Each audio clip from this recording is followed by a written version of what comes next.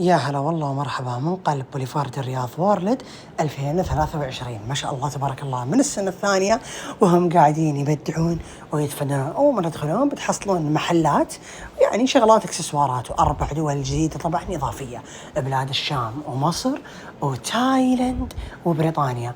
وطبعا في كل يعني مساحة تدخلونها بتلقون زي الترك الصاير، وهذا الآن هنا مصر ما شاء الله تبارك الله أم الدنيا، فيها طبعا زي المحلات يعني الشغلات المصرية راح تلاقونها، وبرضو بعد جايبين لكم ناس كذا من نفس الجنسية.